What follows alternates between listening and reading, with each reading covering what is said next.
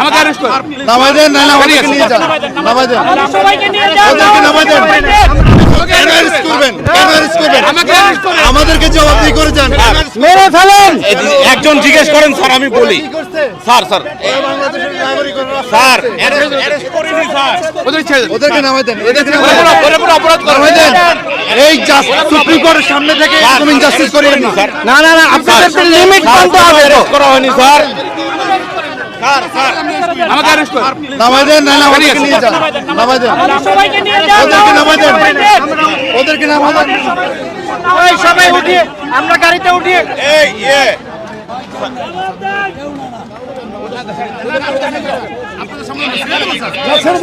ছেড়ে দেন, আপনারা ছেড়ে দেন। ওদেরকে আগে জবাবদিহি করেন। কেন নিয়ে না না, প্লিজ ছেড়ে দেন আপনারা।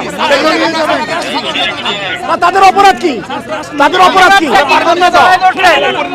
কি অপরাধ? না না, তাদেরকে ছেড়ে দেন। ছেড়ে দেন আপনারা, এখন ছেড়ে দেন। না না স্যার, না ছাড়লে আমরা যাবো না স্যার। আটককৃত এদের দুজনের নাম হচ্ছে নাহিদ এবং আরিফ, এবং তারা ঢাকা ইউনিভার্সিটি সূর্য সেন হলের ছাত্র, এবং এদেরকে না ছাড়া পর্যন্ত গাড়ি যাইতে দেওয়া হবে না, হবে না, হবে না। করতে দিব না, দিব না।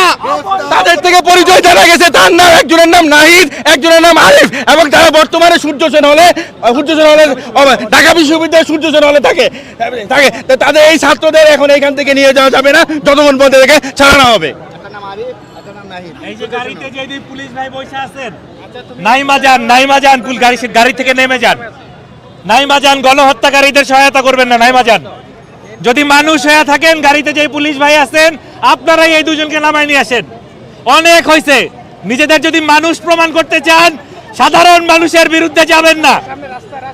এক্ষুনি গাড়ি থেকে নামেন এবং যে দুজনকে আটক করছেন ছেড়ে দেন। আইনের পোশাক পরে আছেন, সেই আইন মান্য করেন।